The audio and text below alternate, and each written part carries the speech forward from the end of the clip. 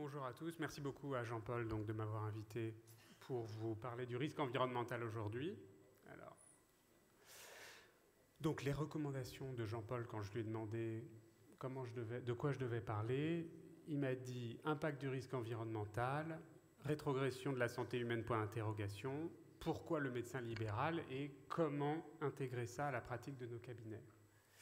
Et donc du coup, si j'isole un peu les 4 concepts clés qui seront le plan de ma présentation, c'est le risque environnemental, l'impact, le pourquoi et le comment.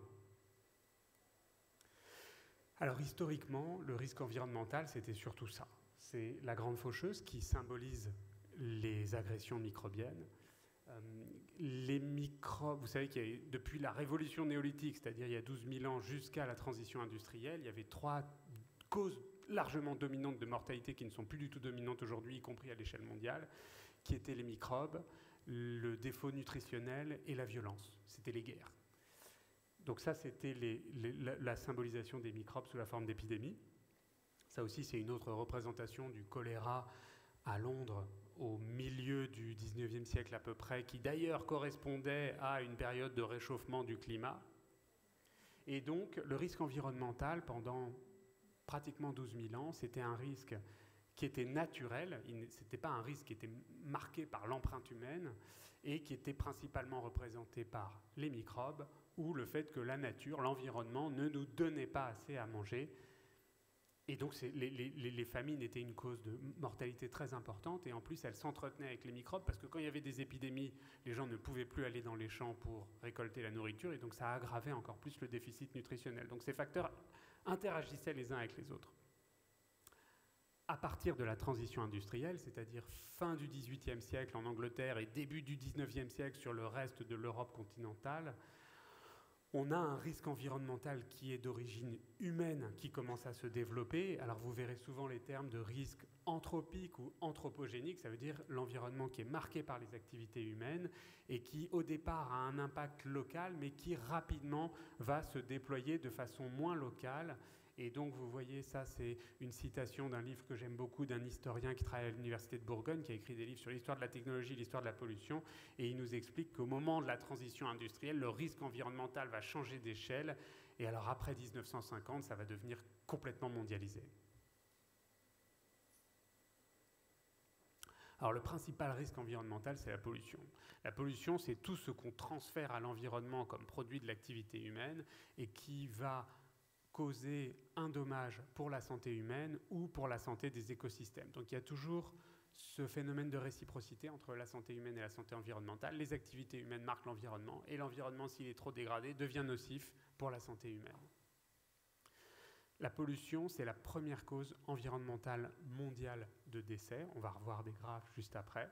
C'est devant le tabac, devant le sida, devant toutes les autres maladies, tous les autres problèmes d'origine environnementale. Et Philippe Landrigan, qui est un pédiatre de Boston, qui est aussi un militant et un défenseur de la santé contre la pollution, dit que c'est la cousine du changement climatique, mais c'est la cousine négligée, c'est celle dont on ne s'occupe pas.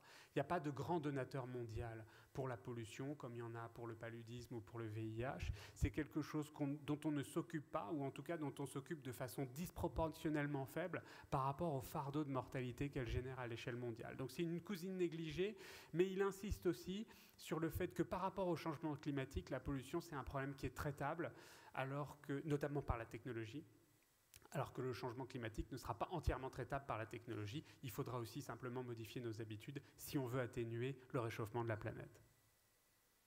Donc ça, c'est un extrait des série du Lancet sur le fardeau mondial des maladies, le Global Burden of Disease. Et donc vous voyez que la pollution totale mondiale, c'est à peu près 9 millions de morts par an. Et c'est loin, donc devant le tabac, devant les 3 maladies qui sont toujours regroupées, qui sont paludisme, VIH, tuberculose, devant l'alcool, devant la malnutrition, devant les drogues, devant les épidémies, devant tout ça. C'est la pollution, la première cause environnementale mondiale de décès. Alors comme la pollution est liée aux activités humaines, c'est quelque chose qui est complexe et qui n'est pas statique. C'est un phénomène qui évolue tout le temps puisque c'est un phénomène qui évolue avec les activités humaines. Et si on schématise de façon relativement vraie, il y a 3 types de pollution. Vous avez celle qui est responsable historiquement du plus gros fardeau de mortalité qui est la pollution intérieure. ou pollution domestique, les Anglais disent household, donc c'est la pollution liée à une eau qui n'est pas potable, ou à des systèmes de réchauffement ou pour faire la nourriture qui ne sont pas modernes et qui sont toxiques pour l'air intérieur des habitations. Et ça, c'est un gros fardeau mondial, même si on va voir que c'est en baisse à l'échelle mondiale. Ensuite, vous avez la pollution extérieure, c'est celle qui nous concerne dans les pays développés, c'est la pollution ambiante. Et puis vous en avez une troisième qui est encore moins médiatisée, même si les gens commencent à se rendre compte que c'est un problème, c'est la pollution qui est liée aux produits chimiques. Donc la pollution intérieure, c'est une pollution qu'on appelle pollution traditionnelle, puisque c'est vraiment lié à l'ancienneté des modes de vie, alors que les deux autres pollutions, la pollution ambiante et la pollution chimique, ce sont des pollutions qui sont modernes, c'est des traits de nos sociétés. La cartographie mondiale de la pollution intérieure, c'est ça. Et donc, ça permet de se rendre compte en un seul coup d'œil que c'est une pollution qui se concentre dans les pays les moins riches, dans les pays les moins développés, c'est-à-dire l'Afrique, l'Asie du Sud-Est et un petit peu l'Amérique du Sud. Alors, je vous l'ai dit, c'est une pollution qui est en baisse. Ça, c'est le découpage par géographie qui dit la même chose que la carte, mais avec un autre type de représentation. Vous avez la bande bleue, la bande verte et la bande la moins rouge qui sont les pays les moins riches, qui prennent donc la majorité du fardeau. Vous avez les bandes du dessus qui ne sont même pas des bandes, c'est des traits, ça correspond à nos sociétés occidentales où il y a très peu de mortalité mondiale qui est liée à ça. Mais vous voyez que dans tous les pays, ou dans toutes les régions plutôt, et donc du coup aussi à l'échelle mondiale, la pollution intérieure, c'est un phénomène qui est en baisse. On est très loin d'être à une mortalité nulle, mais c'est un phénomène qui baisse parce que le développement économique des pays fait qu'ils s'épargnent de plus en plus ce type de pollution.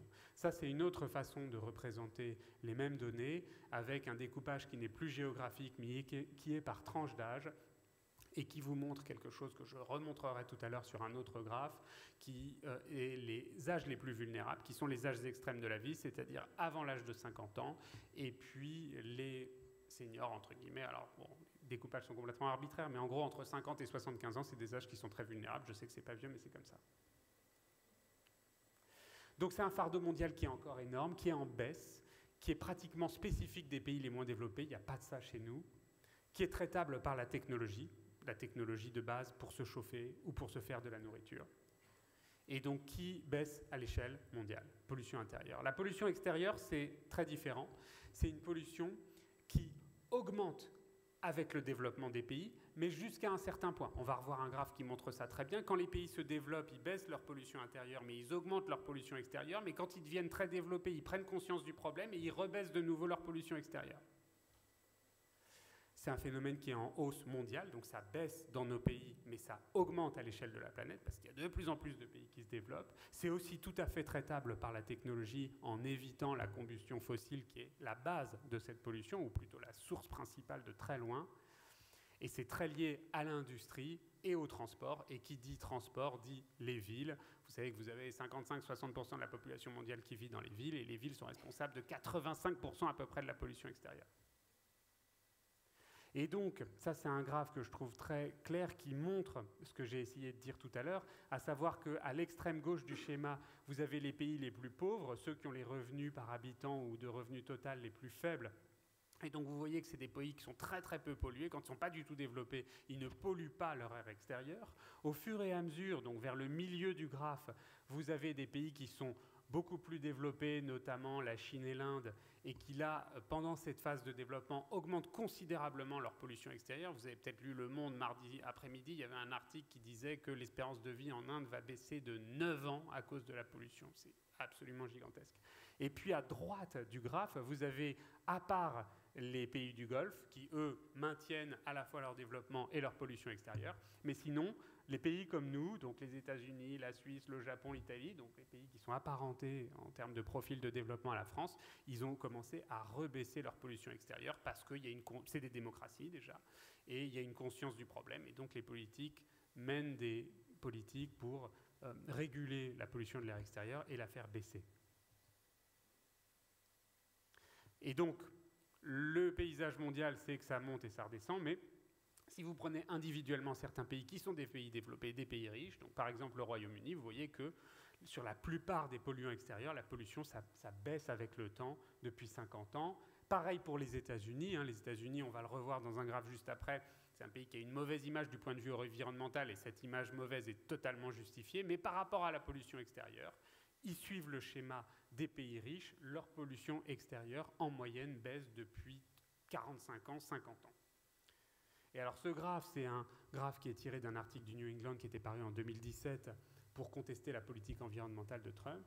Et donc là où c'est un graphe qui est, à mon avis, particulièrement important, c'est pour vous montrer la courbe du bas qui est bleu ciel, qui est la pollution agrégée sur les 6 polluants extérieurs les plus fréquents. Donc vous voyez que c'est quelque chose qui baisse aux États-Unis. Mais ça n'empêche pas la courbe verte, qui est celle du produit intérieur brut, de monter.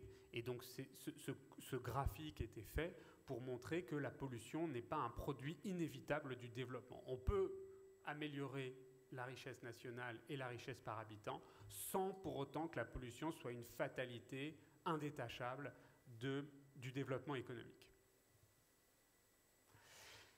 Le troisième type de pollution, donc, c'est la pollution chimique. Alors, nous, on est sensibilisés à ça en tant que médecins, soit en tant que spécialiste en médecine générale, soit même en tant que spécialiste d'organes, parce que ça touche différents organes et on est souvent concerné. C'est une pollution qui est en hausse, on estime, de 3% par an. Alors, plus 3% par an, c'est pas beaucoup, mais ça veut dire que ça double en 25 ans, ou ça double tous les 25 ans.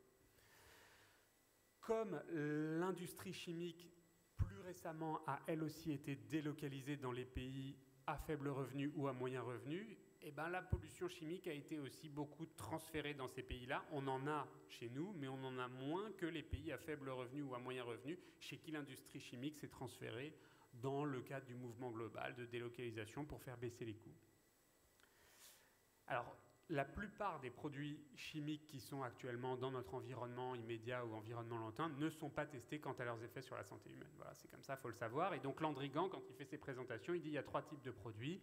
Il y a premièrement les médicaments, méticuleusement testés, des essais cliniques avec des centaines, des milliers, voire des dizaines de milliers de malades, des données de sécurité très robustes qui ne changent pas beaucoup après leur commercialisation, pas de problème. Deuxièmement, vous avez les pesticides qui sont un peu testés. On connaît un peu les effets toxiques sur la santé humaine des pesticides, pas assez, mais on les connaît un peu quand même. Et puis ensuite, vous avez tout le reste qui n'est pas testé. Vous avez 2 organes de prédilection ou 2 appareils anatomiques de prédilection pour la pollution chimique, c'est le cerveau et les organes génitaux. Le cerveau, c'est les troubles du développement de type hyperactivité ou l'autisme, dont la fréquence a doublé en France en moins de 50 ans, et pas seulement pour des raisons de surdiagnostic. Et puis vous avez les organes génitaux, qui sont souvent touchés et qui provoquent parfois des modifications anatomiques, des modifications de la distance entre la verge des petits garçons et le périnée, et qui aussi, c'est pas du tout politiquement correct, mais vous avez un livre qui s'appelle The Countdown, qui va être bientôt traduit en français, malheureusement par un éditeur complotiste, mais l'auteur de ce livre, c'est une chercheuse américaine qui est totalement respectable, et qui explique que ça participe à une indifférenciation des sexes ou à une indifférenciation des genres, voire à une espèce d'homosexualisation du monde. Je dis ça parce qu'on est entre médecins, c'est impossible de dire ça dehors, mais en gros, cette pollution chimique perturbe les limites entre les 2 sexes biologiques et donc participe peut-être au fait qu'il y a moins d'identité sexuelle chez les enfants d'aujourd'hui par rapport aux enfants d'il y a 50 ans. Alors ça, c'est une espèce de représentation agrégée de ce que j'ai déjà dit. Vous avez d'un côté la pollution qu'on appelle la pollution traditionnelle en rouge, donc encore une fois elle baisse à l'échelle mondiale, et le reste, la pollution de l'air ou la pollution chimique, c'est en vert et ça monte à l'échelle mondiale. C'est une pollution qui se développe, il y en a de plus en plus. Alors quel est l'impact de ça? Alors ça, c'est un papier d'une fille qui travaille à l'OMS que j'aime beaucoup, qui s'appelle Annette Prussustun, c'est une néerlandaise qui travaille donc sur la santé mondiale par définition et énormément sur la santé environnementale avec maladies chroniques, pollution et risques climatiques. Et donc c'est un papier qui a été publié en 2016 où 133 maladies ont été répertoriées pour essayer, à partir, pour chaque maladie de synthèse de la littérature, d'estimer quelle était la contribution de l'environnement au fardeau mondial de ces maladies. Et donc les auteurs ont estimé quelque chose qui avait déjà été retrouvé par des papiers précédents ou par des papiers par d'autres équipes, c'est qu'à peu près un quart des décès mondiaux et un peu moins d'un quart des DALI mondiaux. Donc je rappelle que les DALI, c'est l'inverse des CALI, c'est-à-dire c'est les années de vie qui sont associées non pas à de la bonne qualité, mais au contraire à du handicap, disability. Et donc en gros, vous avez à peu près un quart du handicap mondial, handicap au sens large, ou un quart de la mortalité mondiale qui est significativement influencé par le risque environnemental. Aujourd'hui, la plupart de ce fardeau est représenté non pas par des maladies microbiennes, mais par des maladies chroniques, c'est-à-dire cardiovasculaires, cancer, BPCO, mais aussi plein d'autres maladies comme on va le voir. Et donc, je vous l'ai dit tout à l'heure, mais je vais le remontrer sur un graphe, les âges de vulnérabilité, c'est moins de 5 ans ou entre 50 et 75 ans. Donc vous voyez, ça c'est un tableau, un graphe qui est très important, je trouve, de ce papier, qui vous montre un certain nombre de maladies qui sont toutes des maladies très connues, donc les AVC, l'infarctus du myocarde, la BPCO, les infections respiratoires, mais aussi la maladie bipolaire, par exemple, et à chaque fois, il vous montre quelle est la fraction du fardeau mondial en termes de DALY qui est d'origine environnementale. Donc c'est 42% pour les AVC, 10% pour les dépressions, vous avez la maladie de Parkinson, vous avez tout dans ce papier qui d'ailleurs est en open access, qui n'est pas verrouillé par un abonnement. Et donc ça explique très bien la part énorme que prend l'environnement dans le paysage mondial de la maladie humaine. Et ça, ça reprend quelque chose que j'ai déjà dit tout à l'heure, mais c'est issu de ce même papier, c'est-à-dire donc le papier de l'OMS. Et donc vous voyez à gauche les pays qui ont le moins de revenus par habitant, et en ordonnée, vous avez le fardeau mondial en termes de mortalité. La taille des bulles est proportionnelle à la démographie des pays. Et donc vous avez évidemment deux énormes bulles bleues qui sont la Chine et l'Inde. Donc à gauche, la Chine, la plus grosse et la plus haute, donc plus gros fardeau, pays pauvres. Après, vous avez la Chine qui est l'autre grosse bulle bleue qui a moins de fardeau et plus de revenus. Et puis vous voyez que les pays rouges, c'est les pays de l'OCDE, donc en général, c'est largement les pays les plus riches. Ils sont donc tout en bas, pas une grosse mortalité locale liée à l'environnement, et ce sont ceux qui ont les revenus les plus importants. Donc c'est toujours cette histoire que le développement est aussi plus ou moins proportionnel souvent à la pollution et de façon plus large au risque environnemental. Et donc ça, c'est une courbe en éléphant. Bon, il y a un économiste qui a fait une théorie de l'éléphant, mais c'est aussi un éléphant qui montre que les âges de vulnérabilité sont concentrés dans deux zones de la vie, donc la petite enfance et puis une espèce de senior d'âge moyen entre 50 et 75 ans. Alors ça, c'était l'impact en termes de maladies. Donc c'est complètement indiscutable. Hein, et encore une fois, il y a d'autres entités que l'OMS qui ont fait des estimations avec des résultats qui sont similaires sur, en gros, ce 25%. Pour l'espérance de vie ou pour la mortalité, c'est beaucoup plus difficile à estimer. Il n'y a pas beaucoup de littérature. Pour les maladies, on sait, mais quelle est la part que ça prend dans la stagnation de l'espérance de vie, la régression de l'espérance de vie dans certains pays comme l'Angleterre ou comme les États-Unis, ou simplement une hausse de l'espérance de vie qui est moins rapide que ce qu'on pourrait attendre, qui, elle, aujourd'hui, est surtout drivée par le progrès médical. C'est très difficile à estimer, mais vu le fardeau gigantesque de maladies que je vous ai montré, ça paraît impossible de se dire que ce fardeau de maladies ne pèse pas sur la mortalité mondiale et l'espérance de vie des nations. Comme pour la plupart des risques environnementaux modernes, il y a une inertie des effets. Alors on a parlé d'inertie pendant l'épidémie parce qu'on sait que quand vous avez une contamination, les hospitalisations adviennent 10-15 jours plus tard, la réanimation encore un peu plus et la mortalité encore un peu plus. Là on est sur des périodes d'étalement des inerties qui sont beaucoup plus longues. Donc les maladies d'aujourd'hui seront les morts de demain, c'est comme ça.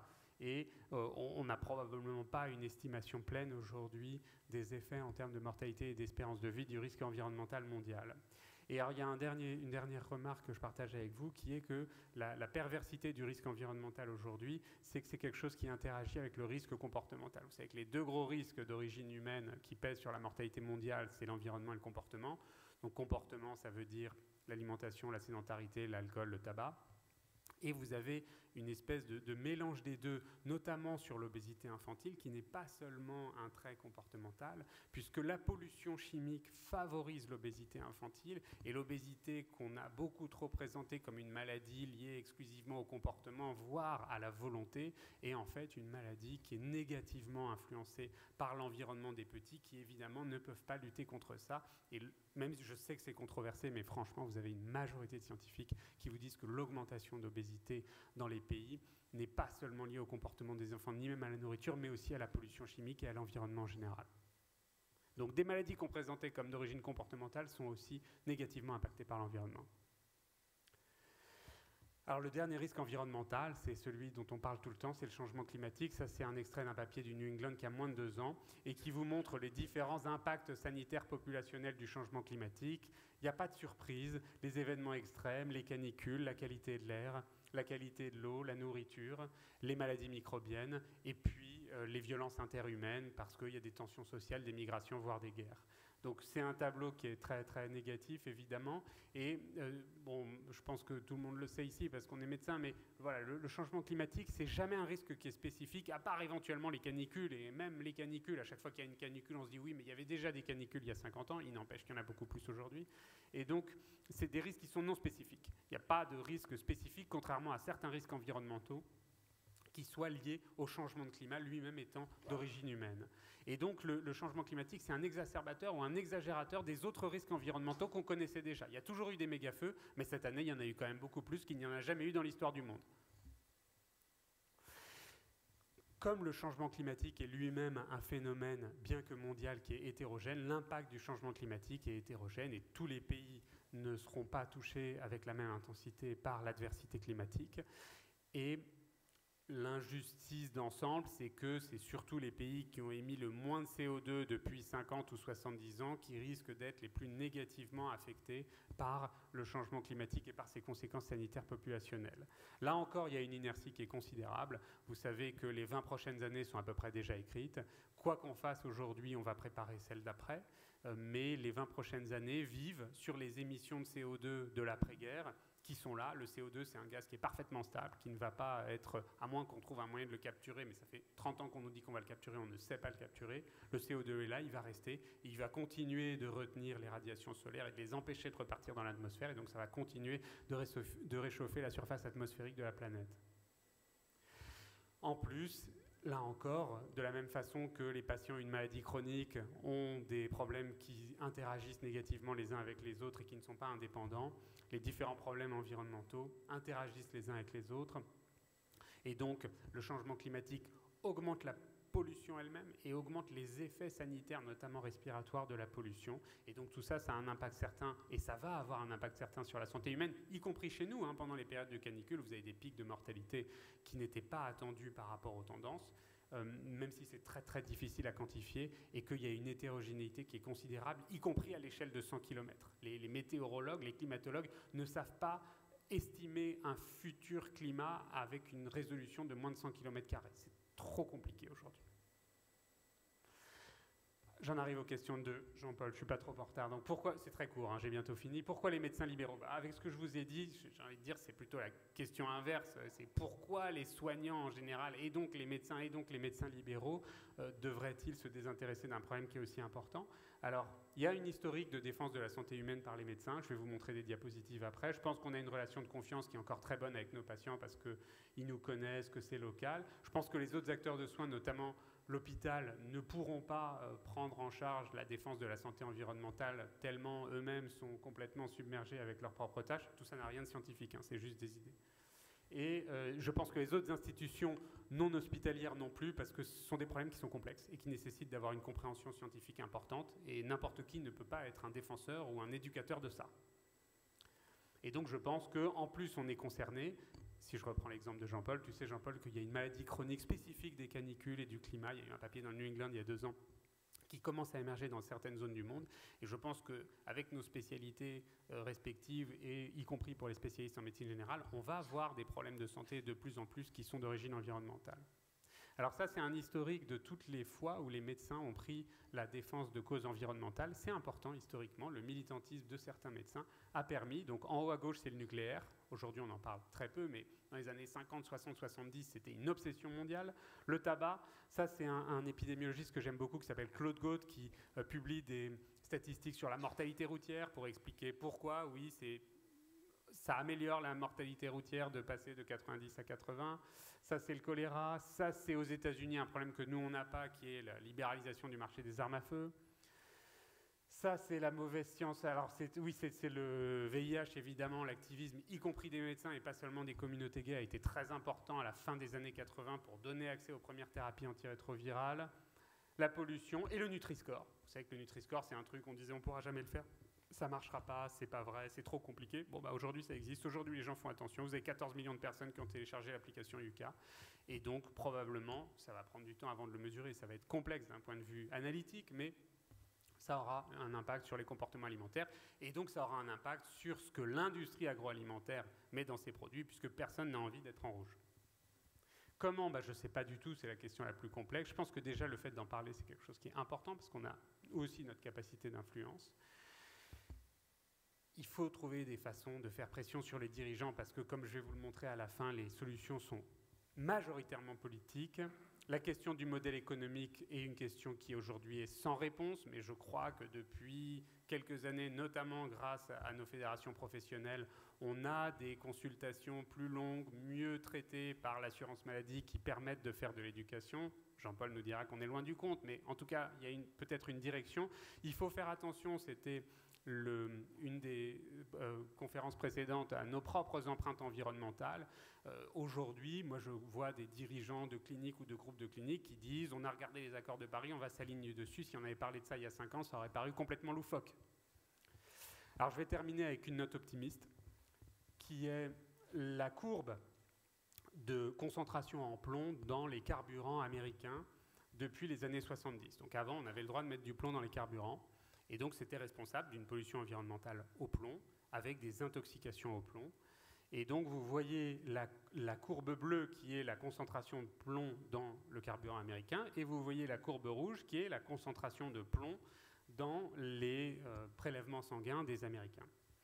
Et il y a eu une loi qui s'appelle le Clean Air Act, donc la loi sur l'air propre, en les années 70, je crois que c'est 75, qui a décidé que c'était interdit, on n'avait plus le droit d'en mettre. Les politiques peuvent interdire des choses. Ils ne le font pas assez, mais ils peuvent le faire. Et donc, vous voyez que ça a participé à la baisse drastique des intoxications au plomb aux États-Unis, avec donc un effet cognitif qui a été un gain de 2 à 5 points de quotient intellectuel sur les petits Américains. Et donc Philippe Landrigan a une image pour parler de ça. Il dit, vous savez qu'on ne va pas réveiller les politiques avec des histoires de bébés morts. Il faut mettre $1 sur ce dont vous leur parlez. Et donc il a fait le calcul dans un papier qui a été publié dans le Lancet pour estimer l'amélioration de la productivité américaine. Les économistes disent qu'un point de QI, c'est $10 000 par an. Et donc il a estimé que c'était un gain de 200 milliards de dollars par an pour les États-Unis et de 6 000 milliards sur les 30 ans qui ont suivi grâce à cette loi qui a interdit de mettre du plomb dans le carburant aux États-Unis. Et vous avez à gauche donc les courbes de quotient intellectuel en fonction de ça. Je vous remercie.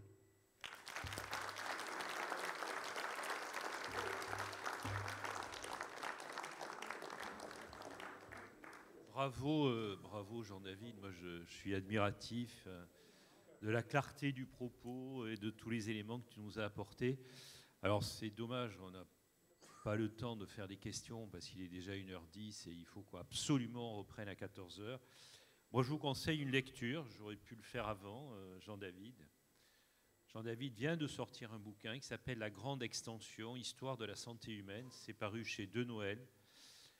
C'est un livre remarquable. Je pense que vraiment, ça vaut le coup que vous le lisiez, que vous vous intéressiez à ces thématiques-là.